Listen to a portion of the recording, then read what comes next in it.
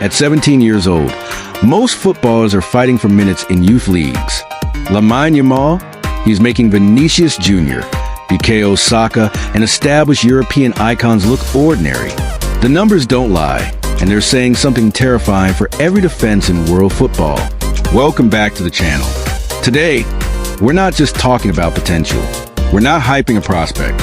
We're breaking down why Lamine Yamal at 17 is already operating a level that surpasses prime European wingers who've been elite for years. This isn't about future projection. This is about right now. 2024-2025. The data is in and it's shocking.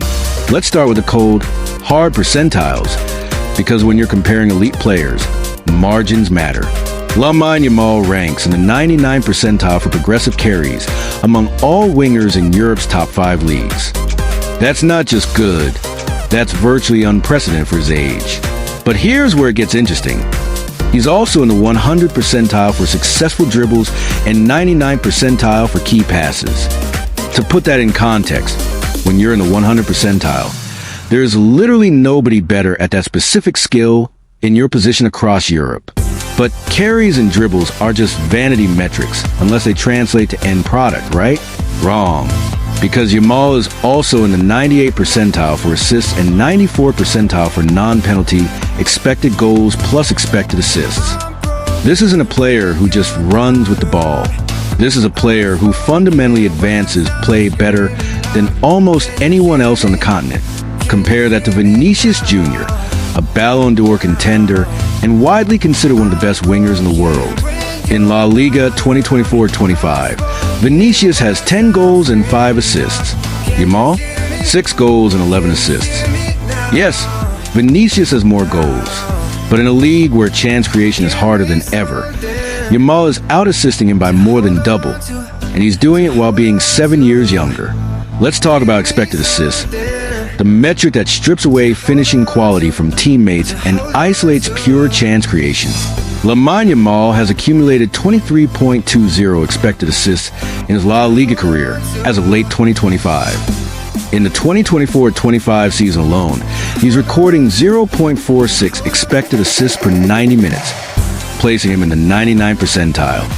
But here's the tactical insight that matters. Yamal isn't just creating volume. He's creating high-leverage opportunities in the final third. According to advanced tactical analysis, Yamal has emerged as the winger who offers the most vertical support to overcome opponents.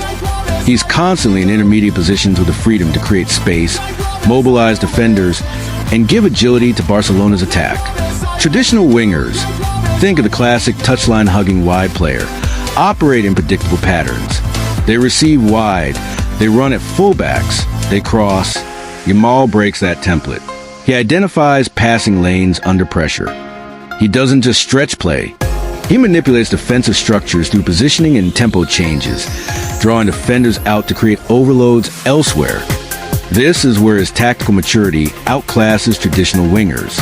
While many elite wingers are reactive, waiting for the ball and then deciding what to do, Yamal is proactive.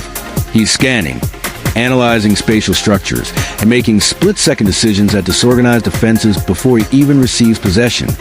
Now, let's dissect what I call the decision-making matrix, the split-second choices that separate good wingers from generational ones.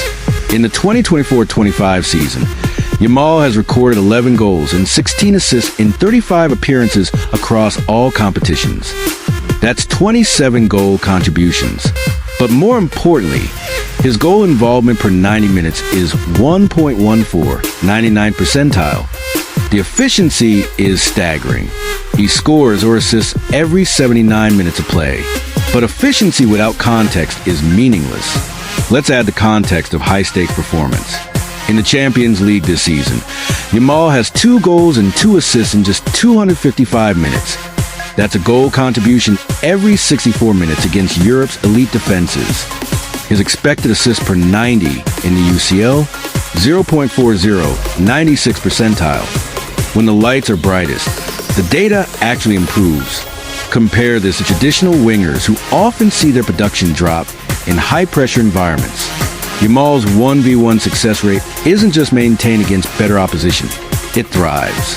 His dribble success rate sits at 50 to 52%, which might seem modest until you realize he's attempting these against compact, organized Champions League defenses that specifically game plan to stop him. The surgical decision-making in the final third is what truly separates him. Yamal doesn't force actions. He displays patience, refusing to take low-percentage shots or crosses when better options exist. His passing accuracy from the final third is 78.62%, exceptional for a player operating in such high-risk areas. Here's the fundamental thesis. Lamine Yamal isn't just outperforming prime European wingers. He's redefining what the position looks like entirely. Traditional wingers fit into categories: the speedster who runs behind, the dribbler who beats his man, the crosser who delivers from the byline. Yamal is all three, but he's also something else: a tactical conductor. Analysis shows that while players like Nico Williams and Vinicius Jr. make more runs behind defensive lines, Yamal is more strategic.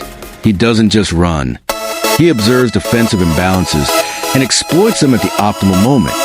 His progressive carries, 183 successful ones this season, aren't just about advancing the ball. They're about advancing the team's tactical position. Every carry has purpose: to unbalance defenders, shift the defense, or create shooting angles. This is why his comparison to Takefusa Kubo is interesting.